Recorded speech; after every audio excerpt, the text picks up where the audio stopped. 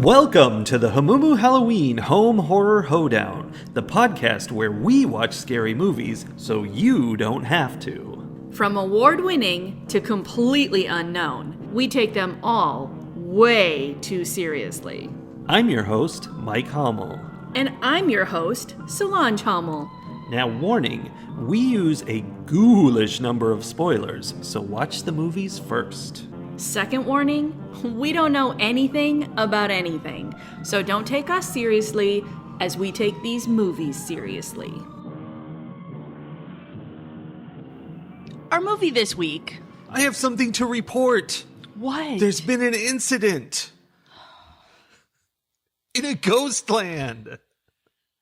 I was just going to start this podcast like normal people do. I was scared that you were going to start it like normal, and so I had to interrupt you. Okay, go ahead. You're so dumb.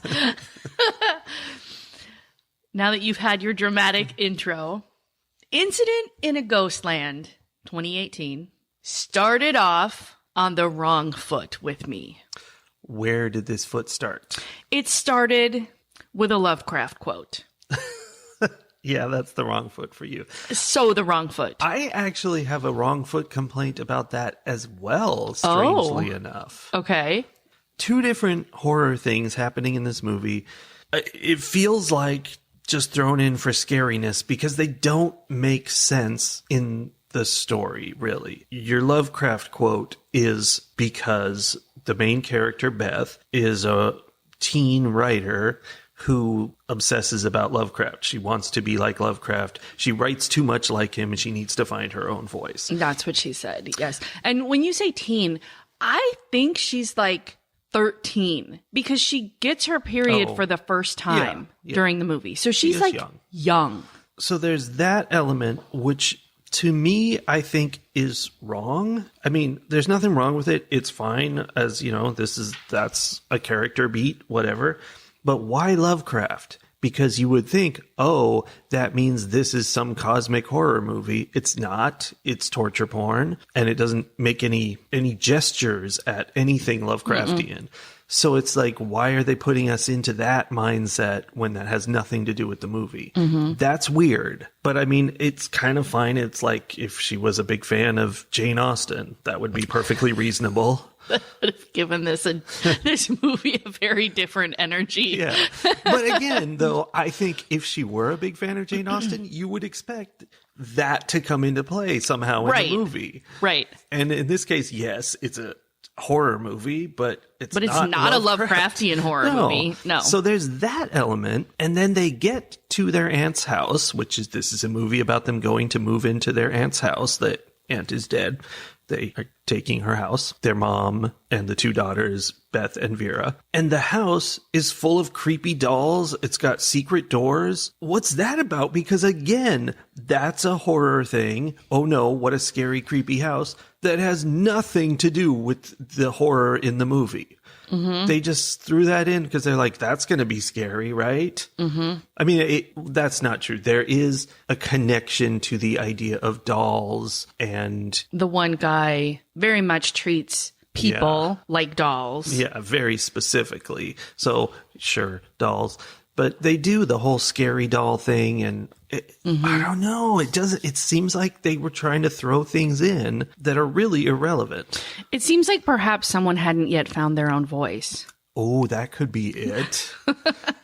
I completely agree with you on those two complaints. Like, it didn't know what kind of horror movie it was, and so it was bringing in elements that belonged in in totally different genres, and vaguely making them connected in some way, but not in a way that Lovecraft is thing, which is not connected. Well, I mean, except that she, it has this like weird non-story connection. Like, sure, it's part of character development, but it doesn't have anything to do with what happens in the story. Which I will say, the story itself, I like. Like I said, wrong foot. First thing, Lovecraftian quote, I was like, oh, heck no. Like, I don't want this. Yeah. And then it wasn't Lovecraftian. And I was like, oh, instead, it's creepy psychological things are happening to these two bad guys. And now they're torturing this family. And we see the terrible things happen to the family. And then we jump forward to Beth's future as a grown-up, where she's married and she's got a kid and she's a famous author. Oh my gosh, she's so good at writing now. And we're like, oh, look at this. She overcame these challenges.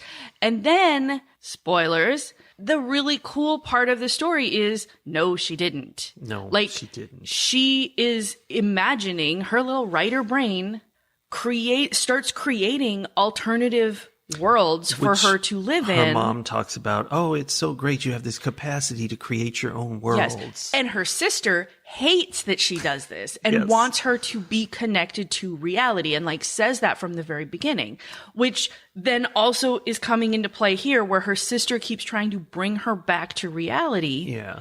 Where they are being tortured and killed, and she keeps trying to escape to these happier places in her brain, which I think that was what they were trying. They were like, ooh, Lovecraft, like, it's weird Lovecraft. Things happening in your mind. And I'm like, no, that's not. Have you read any Lovecraft? That's not it. So like, there are things about this story that I thought were very interesting, that were a movie I would very much like to watch.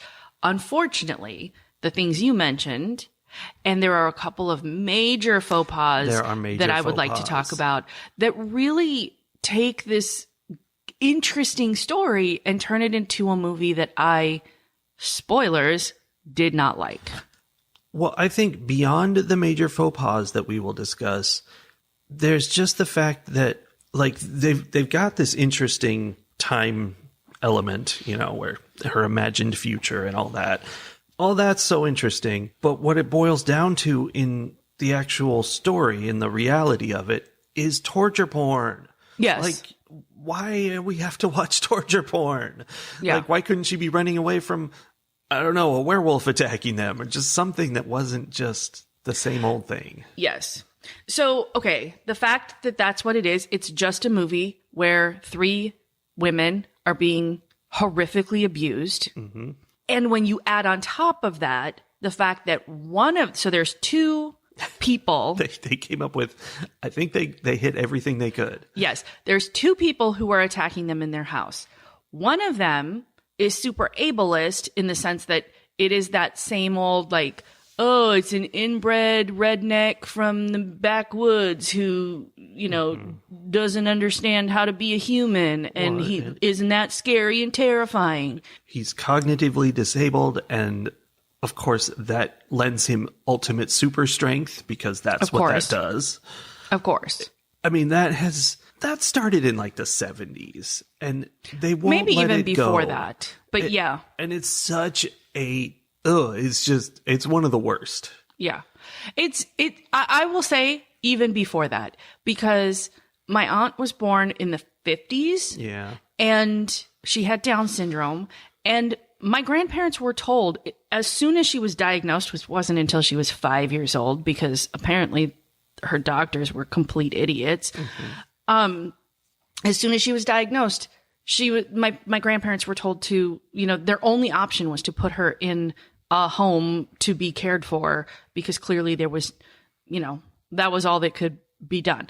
Well, my grandparents were not buying that line of thinking, and made sure that she got the best education that she could get and got, the best care that she could get. And she ended up living on her own in an apartment for a while she was an adult, and having jobs and like doing all these things that were never considered possibility. Yes, they were impossible. So yeah, so as far back as we can remember, when children with disabilities are born, they are treated like monsters. Yeah. And this is what, this is the continuation of that idea of like, if a child has a disability, they are obviously going to grow up to be psychotic murderers and, have no control over their emotions and their bodies and their urges. And, it's gross. It's super gross. Yeah. It's very much, this person is different, so we must shun them. Yes. Vibe. And be afraid of them. And that has been a part of horror forever. And we've seen it in so many movies, and it is really offensive.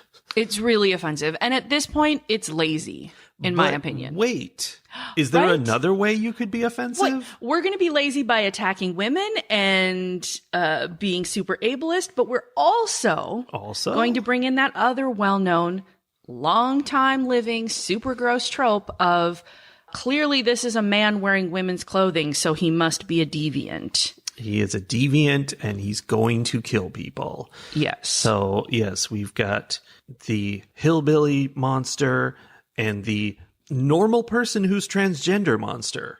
Like, just a person wearing different clothes than you would expect equals monster.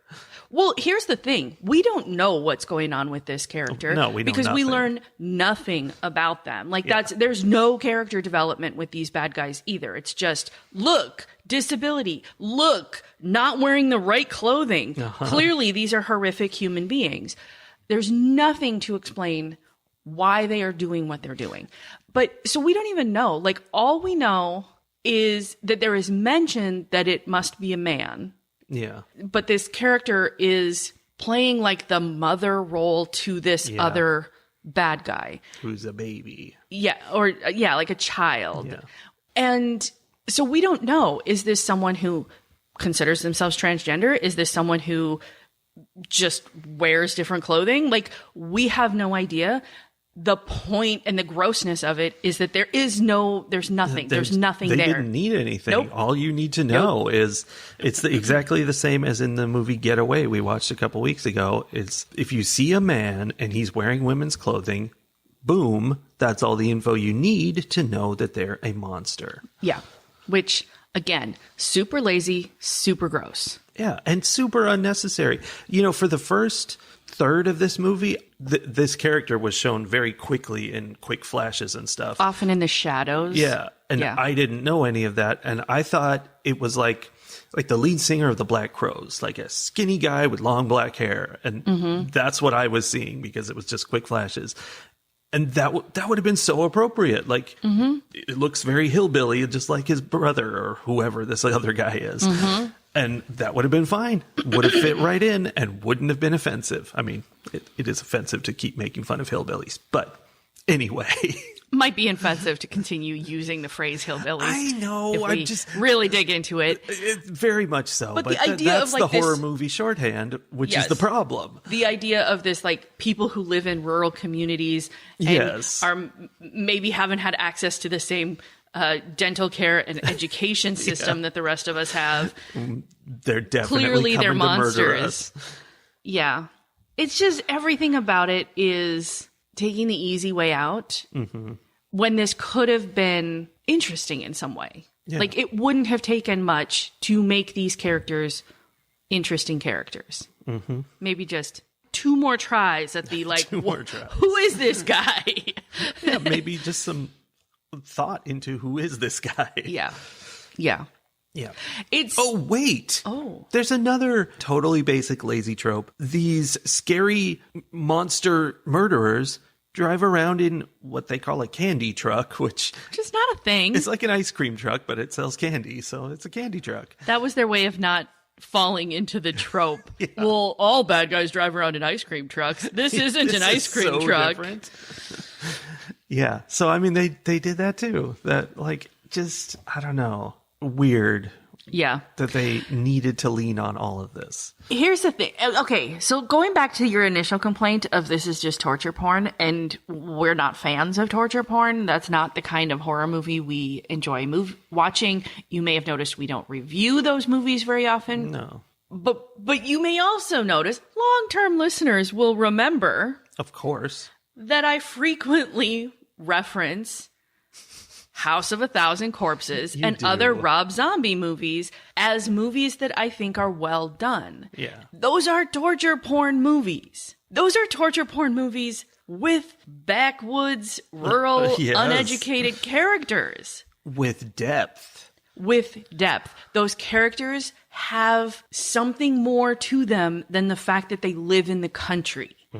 And I think this movie, I would put so much money on the fact that the people who made this movie have seen Rob Zombie movies. Sure. Like, there were so many similarities, but somehow, and I have talked about it before, and I don't know what exactly it is, but there's something that Rob Zombie brings to that kind of movie that is challenging you to really think about what's happening and who are these people and what is the power dynamic. And without beating you over the head with it, there is something about socioeconomic imbalance and class warfare that comes into all of Rob Zombie's movies. For sure. And other movies that are very similar, they're like just kissing cousins. They sure are. They don't have that because they don't realize that that's what makes those movies worth watching. Mm-hmm. They're like, yes, I want my characters to dress like that. Right? Like, and I don't know. I guess there's somebody might accuse me of being, elitist or, whatever, thinking I'm something special because I want my movies to mean something. I'm sure there are people out there who are like, oh, we're making fun of the disabled and transgender people and we're hurting women and we're, just creating a bunch of havoc and violence. Yay, that's my kind of movie. Those people terrify me. Yeah. Because there should be a movie about them and how scary they are. That's a horror movie. That would be very meta. There's a guy with like a physical disability of some kind. Like he's tall and awkward and like he's a huge giant of a guy, and they're like totally pushing him and trying to recruit him into their movies, and he's like, I'm just trying to do astrophysics over here, shut up. There is kind of a movie like that. It's a Rob Zombie movie. It's called 31. I'm not sure it's quite this. Okay, in the sense that it's about the people who want to watch the violence. Yeah, that's true. That's true. And what they're making people do in order to entertain them. Well, good job, Rob Zombie. Just saying. He's always bringing the depth. But this movie, as much as there was potential, it hit so many wrong notes. Yes, I totally agree. And not just, like inappropriate or offensive things, just wrong notes, like the Lovecraft thing. Why? What does he have to do with this? And, maybe that's just me not, being smart enough, but it feels very random and feels like they put in these elements, all of these elements we've discussed, just to be sort of generically horror. Mm-hmm. It's weird. It's an AI horror movie. Yeah.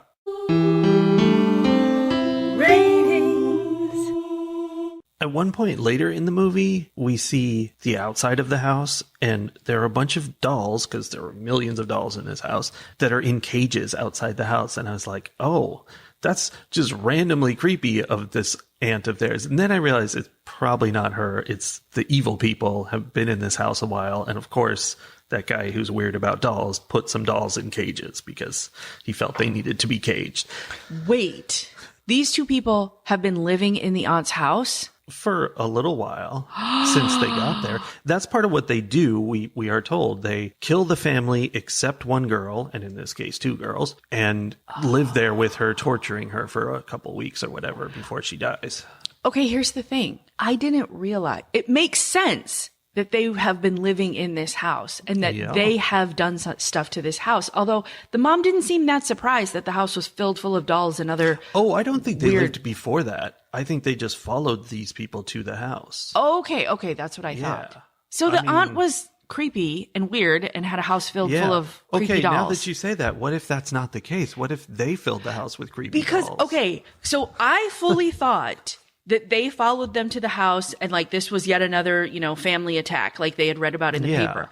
But what if what if these two have made a base in this house? Yeah, they're squatting. And they've been going and attacking the families nearby, but this is where they live. And then these manna from heaven for them, these three women just show up on their front door and waltz into their house. DoorDash. Oh my God. Okay, I don't know which is true, but that makes it a little more interesting and also makes the house make more sense because I did not understand why they weren't. Well, okay, it still doesn't make sense. This part still doesn't make sense. I did not understand why they weren't more weirded out walking into this house and being like, the heck is going on in here? There's creepy dolls. Okay, I will declare that non-valid because the house was too clean. It wasn't clean, but, it was a hoarder house for crazy, scary monsters to be living in. It wasn't like in squalor. And towards the end of the movie, the monster guy was freaked out by some of the dolls, like the one that pops out of the mirror. I mean, maybe that one obviously belonged there. And, he would be surprised by them saying things because they were... For some reason, these giant Victorian dolls had voices like 80s dolls. Pull strings. Yeah. Yeah. Although some of it was, I think, was imaginary. Like some of that was happening in either her head or his head because the dolls were saying things that those dolls would not have said. Oh, yeah. Yes. But I think they say little things and then he, built it out into things. So I think the dolls belonged there and the bad guys didn't. Okay. I declare that. Okay. Sorry, I derailed your rating. Well, this has been declared now, so it's official. I think this movie was interesting and should have been interesting and tried to be interesting. But then it tried so hard to not be interesting. On top of that, it got in the way. Like the entire arc of it, the storyline about her disappearing, and we didn't understand that. It seemed like she was actually gotten away and her sister hadn't gotten away. Very interesting and foreshadowed, I think, in a for smart people only way, where she sees her mom get attacked by one of the people and the door slams shut and then the door comes open and her mom has taken that person out and then goes and gets the other one and takes them out. And I'm like, that doesn't make sense. How is this happening? And it didn't happen. That was when her mom actually got killed. So that was, her little break moment. And so all that stuff is just nice. It's just nice to have a movie about psychological things. But there's just so much of the torture porn and offensive stereotypes that it's just not worth it. There's not enough of the cleverness to get you out of there. For me, this is going to get 2 Chinese puzzle mirrors out of 5. For some people, this could be a really good movie because there is something there. It's not that it's just a violent nonsense movie. There's something there, but it's kind of overshadowed by all the lameness. Yeah, I agree. I, however, would give this 1 Chinese puzzle mirrors out of 5. This movie was so dangerously close to getting a 0 from me. Ooh. Because of how many offensive, non-necessary, non-addressed in the story kinds of things were going on. Because it was, like we discussed earlier, because it felt lazy, because it felt cheap. And, my rule is that if the whole movie was made entirely so that someone could watch women get assaulted and victimized, that movie gets a 0. This one got very close to that. But I think there was more intent. I think all of the other things and the complexity of the actual story of this girl hiding in her mind from these things that are happening, they, to me at least, demonstrated that there was more intent there. It wasn't like the one where the guys brought the women out into the desert and then chased them around and murdered them. Like, it was different, but it was so barely different. And even the differences were offensive in so many ways. Yeah.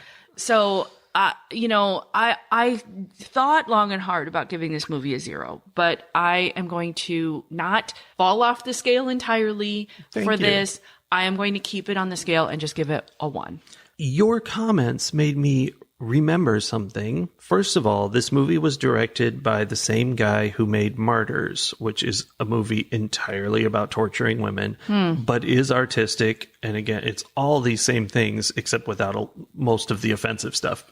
The difficultness of that movie is extremely unpleasant torture. It's horrible. And it is, again, aimed at young women. Same exact thing as this movie. So you're like, that's weird. And then I'd like to point out that in this movie, one of the young actresses, one of the teenagers, got smashed through a plate glass window somehow and ended up needing stitches all over her face and sued the production company. And it was a big mess. So that was terrible. And that, when you were talking about that, made me remember that Martyrs the people were very, very unhappy with the production situation, and they were treated very poorly there as well. I don't know if anybody got actually injured, but I think they did. I think like some people got fingers broken or something like that. You know, injuries from the violence of the things they were doing on screen. Yikes. Okay, you know what? Oh, no. You know what? Our scale. Okay, I didn't say that. You did this. I did okay, this. But here's the thing.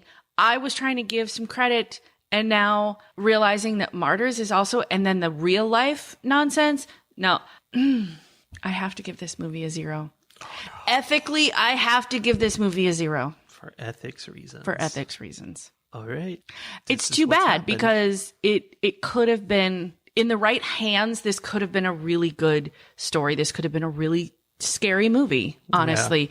And I think it was not in the right hands, unfortunately. So I am giving this movie 0 Chinese puzzle mirrors out of 5. I'm really concerned about those hands and how many people they have injured. That makes me worry. I have not done the research to justify giving it a 0 myself, so I will not do that, but that's concerning. Very concerning, actually. It's concerning. And in looking back, I see that I scored Martyr, the version of Martyrs that was directed by the same director, a 4. And I'm going to say that movie was made in 2008. Oh. And this movie was made in 2018. And the fact that he's still hung up on torturing women in 2018, very concerning. 10 years after, like, no, it's that. That's thing why about the accidents on set is really this is the horror movie. Yeah, it's happening. Yeah. So I maybe would have scored differently had I seen this movie first and then seen Martyrs and been like, nope, this guy is doing gross things. I don't know. I can't go back and rescore it, but I feel like 10 years of potential growth that was not taken. The growth not taken. Growth not taken. Okay. Yeah. It's a downer. Yeah. Fight the horror of a world gone mad. Since we're already in a down spot from this review, you're welcome, everybody. I am going to not spend a lot of time on my hot political tip. I'm just going to remind people that, hey, knowledge is power. Your vote is power. And the actions that you take and the words that you say are power. So as terrible and horrific as things seem to be, the thing that changes terrible, horrific things is people speaking up against it and saying, hey, that's not okay. I don't agree with that. And I am going to do something about it. The 3.5% rule. And I'm going to back that up with some data. There have been studies that are done around nonviolent protests and revolutions, essentially. And the studies suggest that if 3.5% of the population, just 3.5% of the people involved get involved, that's when change happens. We don't need a majority in order to, not even a minority, to stop bad things from happening. There just needs to be a small percentage of people who stand up and say, absolutely not on my watch. And I would like to say that if that makes you think, well, good, I can be the 96.5% and plenty of people left to cover it. No one's doing this. No one stands up. That's why it only takes, if lots of people always stood up for things would be changing constantly around the world all the time. Yes. It's very hard for people to stand up. So be part of the 3.5%. In whatever way you can. Everyone has their own abilities and strengths and the things that they can bring to the revolution, to the change, and when I say revolution, I am talking as much as absolutely possible for nonviolent change. I am no longer the 21-year-old who thinks that change is always possible in nonviolent ways, but I do think it is possible. And I think it maybe just takes more people to be involved in that sense. But whatever your strength is, if you write, if you are a good speaker, if you can organize things, if you have the funds to provide snacks and resources and making copies of things, if you have a place for people to gather, whatever it is that you can bring, all of that is necessary to come together. And all of that makes up that 3.5%. So I guess rather than ending on a, the world is bad, everything is terrible note this week, I would like to remind you that you, dear listener, can be part of that 3.5%. Be the change. Yes. All right. That's that. We'll see you next week. Maybe. We might see you next week. We have circumstances that are making it difficult to do this. There might be a hiatus, but we will be back. Yes. Rest assured, we cannot be stopped by human weapons. It will take 3.5% of our listeners, which is like... That's not even a whole listener. Which is like a quarter of a person. No, we cannot be stopped. To stop us. We will be back. Someone's pinky. We will be back. In the meantime, keep doing what you do. Be good people. Be good people. Bye. Bye.